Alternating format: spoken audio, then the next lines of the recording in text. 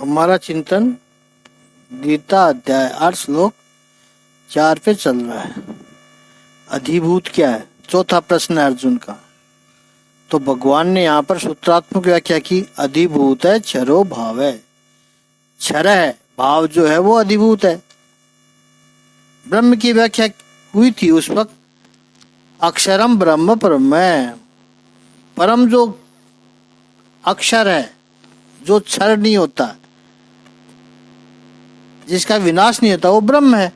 इसका बिल्कुल उल्टा अधिभूतो क्षरो भाव है। जो निरंतर क्षर हो रहा है, जिसका क्षय हो रहा है, प्रतिपल जिसका निरंतर नाश हो रहा है, वो अधिभूत है। और सब इंद्रियों के अलग अलग अधिभूत होते हैं। कहने का आशय, प्रत्येक इंद्रियों के पीछे उसके प्रेरक चेतना होती है, वो उसके देवता है। वो चेतना ही अधिदेव है। जब तक अधिदेव को नहीं जान पाएंगे, अधिदेवी दोषों को दूर करने के लिए अधिभूत यानी बाहर की सारी परिस्थिति ठीक चल रही है और अधिभूत खराब है, तो पहले अधिभूत को सुधारना पड़ेगा। सब परिस्थितियां ठीक होने के बाद भी काम नहीं हो रहा है, तो अधिदेव को राजी करना पड़ेगा। जैसे कई लोग कहते हैं यज्ञ कर रहे हैं, तो कहते हैं कि हम तो गणेश जी का यज्ञ कर रहे हैं। देखिए, गणेश जी के साथ में सभी देवताओं की आहुति देनी पड़ेगी। तो समझदार लोग होते हैं, वो पूरे चैनल को समझते हैं। अनुभवी लोग होते हैं, वो पूरे चैनल में ग्रीसिंग करके आते हैं। अब वो ग्रीसिंग क्या है, वो आप अच्छी तरह समझते हो कि कहीं पर भी कुछ रुकना नहीं चाहिए। छोटे से चपरासी से लेकर के क्लर्क तक सब जगह फाइल फटाफट निकल जानी चाहिए।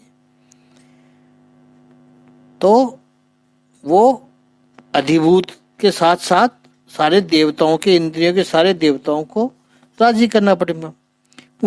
उसमें आपकी श्रद्धा भी देखी जाती है और उनको राजी भी करना पड़ता है।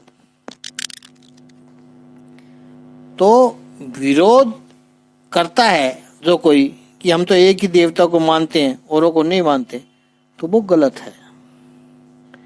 स्वीकार, सबको स्वीकार करना। जो इष्ट देवता है वो उनके लिए बोझ है, अपने लिए बोझ हो सकता है, लेकिन बाकी का भी जो प्रोसीजर है उसको निभाना पड़ेगा।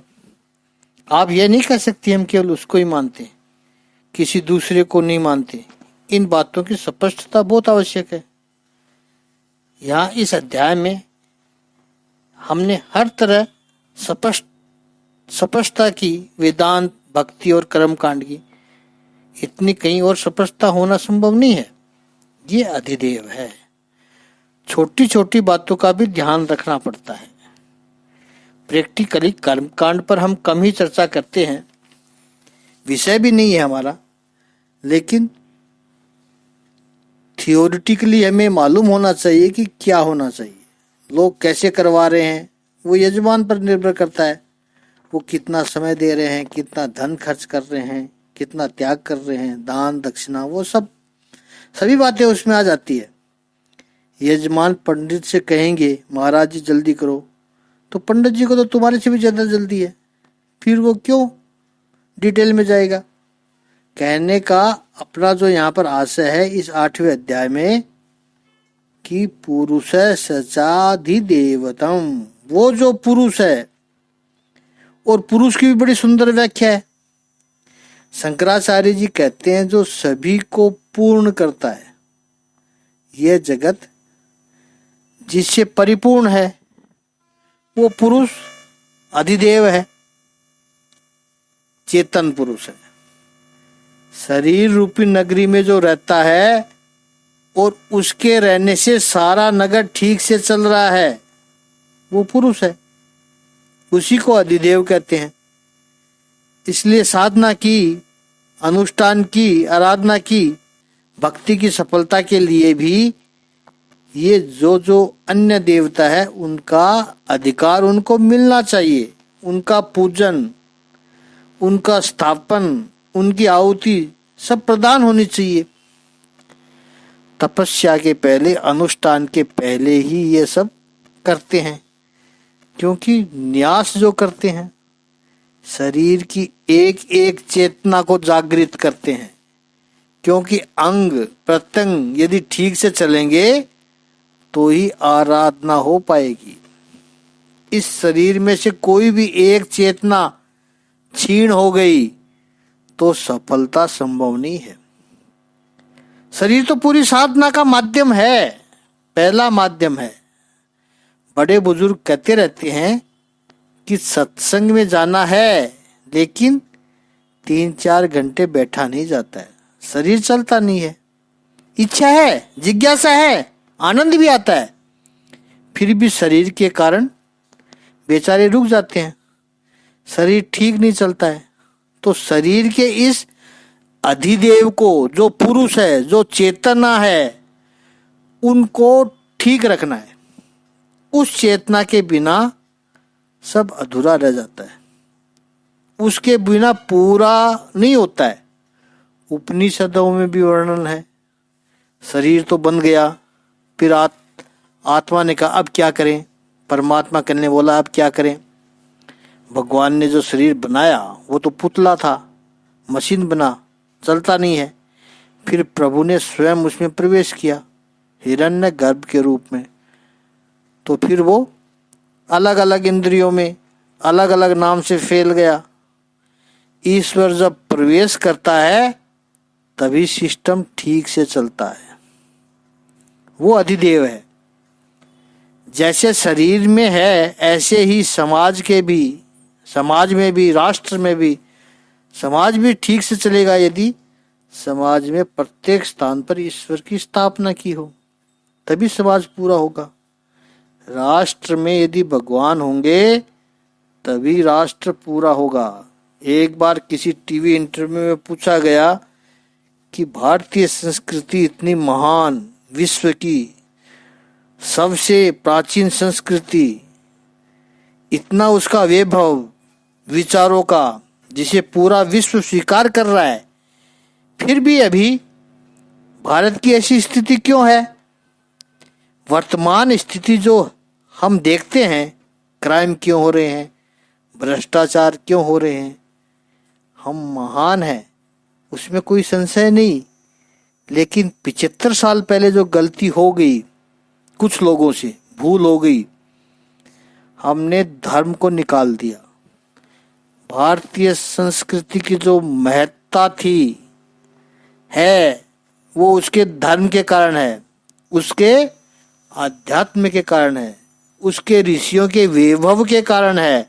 और हमने उसी के ऊपर हमने मतलब कुछ पागल लोगों ने, हमने नहीं, या यूं कहे कि कुछ परिवार के लोगों ने उसी वैभव के ऊपर पर्दा डालने की कोशिश की, उसको बुलाने की कोशिश की, तुष्टीकरण की कोशिश की। अखंड भारत आर्यव्रत का विभाजन किया गया कुछ लोगों के स्वार्थ को पूरा करने के लिए, और जो विखंड हुआ वो राष्ट्र बने धर्म के आधार पर। नाम आप सब जानते हैं, 100% में से ये 30% लोग यदि अपने धर्म के नाम से राष्ट्र बना सकते हैं, तो ये 70% बचे हैं, वो अपने धर्म के नाम पर क्यों नहीं बना सकते हैं? जब धर्म के नाम पर ही बना है, 200 साल पुराना बना हुआ अमेरिका सबसे ज्यादा पावरफुल है, क्योंकि भगवान पर श्रद्धा रखता है। उनके करेंसी नोट डॉलर पर लिखा रहता है कि हम भगवान पर श्रद्धा रखते हैं। किसी ऐरे गहरे की तस्वीर नोटों पर नहीं लगा रखी है। तो हमने धर्म को एक साइड कर दिया, तो चारों तरफ करप्शन बढ़ गया। जैसे जैसे लालसाएं, इच्छाएं बढ़ने लगी, वैसे वैसे गलत काम करने लगता है। लेकिन रक्त के संस्कार देखे जाए तो यहाँ सनातन धर्म के लोग बड़े प्रमाणिक है। बड़े बड़े तपस्वी लोगों ने यहाँ तपस्याएं की है। भारतीय संस्कृति कहती है मेरे भीतर परमात्मा है, ईश्वर बैठा हुआ है। इस सिद्धांत के हैं मूलतः हम।